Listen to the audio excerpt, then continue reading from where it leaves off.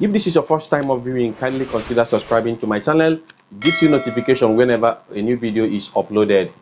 Now, the first question I'm having here today says, if cot x equals 12 over 5, evaluate sine x plus cos x all over tan x. This is just derived trigonometric identity problems. Now, to do that, you need to get the values of sine x, cos x, and tan x. But what is cot x? Cot x is just um, the something as 1 over tan x. The something at 1 over tan x. Of course, and you know that tan x on its own is just opposite over adjacent. Therefore, since they are reciprocal of each other, I can write that cot x is now equal to adjacent all over opposite. That's the meaning of cot x, adjacent over opposite. So you got to draw a right angle triangle like I'm doing now. Assuming here is my theta, it means that here is the opposite, while here is the hypotenuse, and here is the adjacent, because the side facing the angle is opposite, while here is adjacent. So my adjacent is 12, because 12 is staying here. This is something as adjacent all over opposite. So adjacent is just like 12, so we put 12 here. Opposite is 5, so I'll put 5 here. Then I need to get this third side, so I can call it x. Then I now use Pythagoras theorem. X squared is equal to 5 squared plus 12 squared. I am adding because I'm looking for the hypotenuse, which is the longest side. Then x squared is the something as 25 plus 144 when I find the square. And when I sum this up, I'm getting 169. So that x is now root 169 plus or minus, but length can only be positive. So we have that our x is 13, so I can write 13 here. Now from this, I can get my sine x. We all know that sine x is opposite all over hypotenuse, and the opposite is just 5. Hypotenuse is 13. So sine x is 5 over 13. My cos x is adjacent all over hypotenuse, and my adjacent is just 12 over hypotenuse, which is 13. So I have 12 over 13. Now I'm looking for tan. Tan is just the reciprocal of this. So my tan x will just be 5 over 12. So now I have to substitute all these values into this expression here. So I'll now have sine x, which is 5 over 13. So I have 5 over 13 plus cos x, which is 12 all over 13 over tan x, which is over 12. So I have 5 all over 12. They have common denominator, so I'll add their numerators. I will just say 5 plus 12. This is giving me 17 over 13 all over 5 over 12, which can be written as 17 over 13. I will change division to times and turn this fraction upside down as 12 all over 5. Okay, from here, nothing can divide. So since nothing can divide, I'm just free to multiply out. I can call this 17 times 12 all over 13 times 5. So we have 17 by 12. This is just 204 over 13 times 5, which is 65. So I can take the decimal divided by 65. This is around 3.14 to 2 decimal places. This is just the answer to this. Okay, so let's take another one. The second question here says, given that sine x is 12 over 13, 0 degrees is less than or equal to x, x less than or equal to 90. That is the range of values of x is between 0 to 90. We are now asked to find 2 sine x plus half cos x. Already we've known sine x. What we just need is just cos x. So you know that sine x is opposite all over hypotenuse, and my opposite is just 12. My hypotenuse is just 13. So you make a right angle triangle to fix all these things. So assuming here is my theta or x, rather, it means that the side facing x is just 12, the opposite, y here is 13.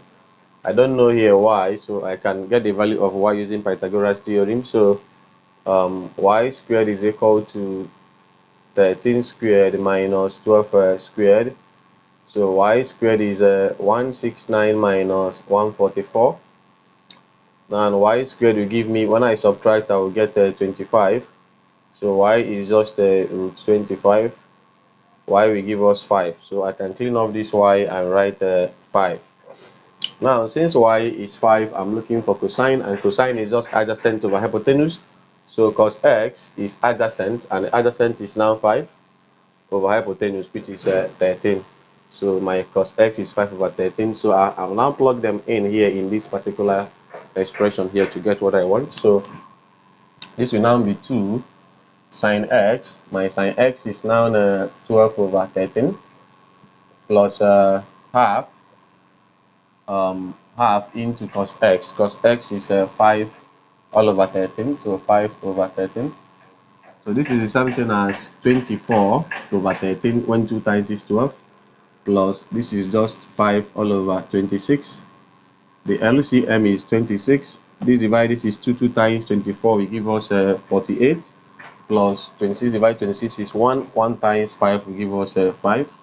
This is the same thing as 53 all over 26, which is a round two whole number, 1 over 26. That's just the answer. So let's take another question. As okay, here we have if cos x is 4 over 5, 0 degrees is less than or equal to x, and x is less than or equal to 90 degrees, we are asked to find the value of 1 plus tan x over 1 minus tan x. So we need to get the value of tan x since we are only seeing tan x here. How do we do that? You know that cos x from the equation is just adjacent over hypotenuse, and we are told that the adjacent is 4 while hypotenuse is 5. Now draw your right angle triangle. Our x is here. This is the opposite.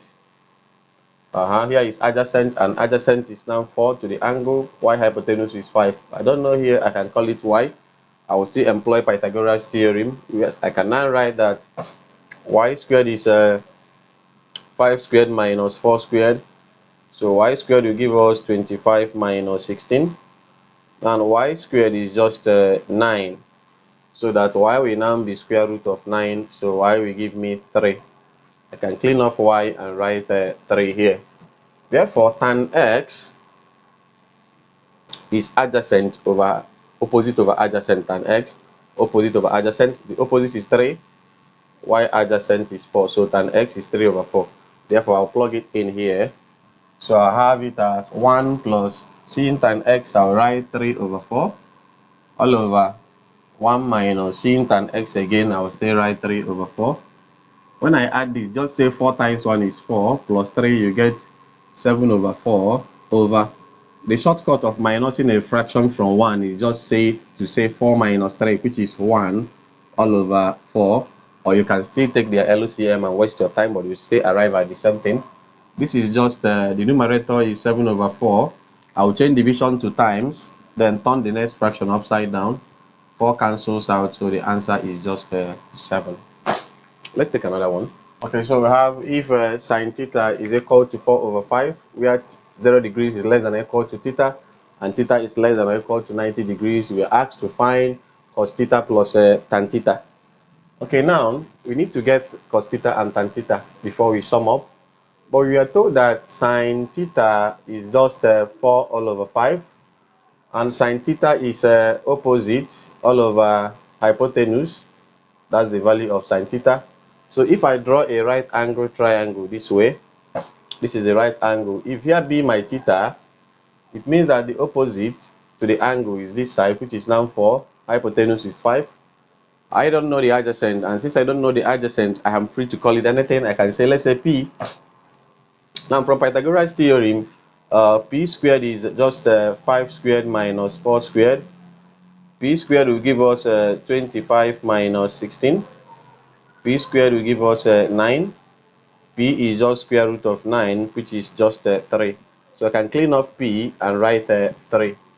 Now cos theta is adjacent over hypotenuse, and the adjacent is now 3. Hypotenuse is now 5. Tan theta is opposite over adjacent. The opposite is 4, and the adjacent is just 3. Now the question says cos theta plus tan theta. Cos theta is just 3 over 5 plus tan theta, which is 4 over 3. 4 all over 3. The LCM of 5 and 3 is 15.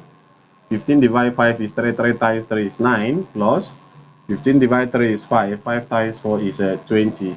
And when you add together, you get 29 all over 15. And 29 over 15 is just one whole number, 14 all over 15. And that's just the answer. Let's take another one. Okay, this question is under complementary properties of angles. So have sine x is equal to cos 50 degrees. We are asked to find x.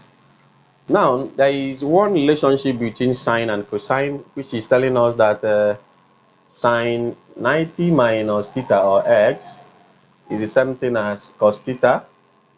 Also, cos 90 minus theta is the same thing as sine theta.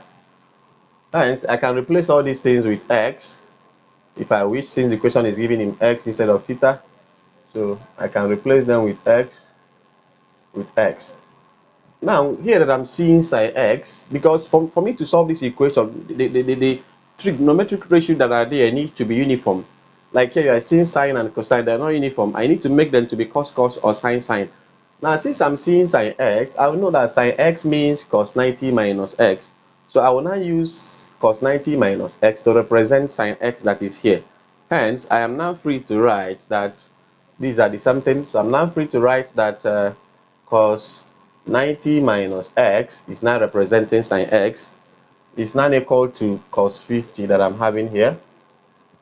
Now cos will cancel out. I'll now have that 90 minus x is the same thing as 50 degrees. Now solving, we have 90 degrees minus 50 degrees equals negative coming over is positive. So now x will now give me 40 degrees after the subtraction. So the value of x here is just 40 degrees.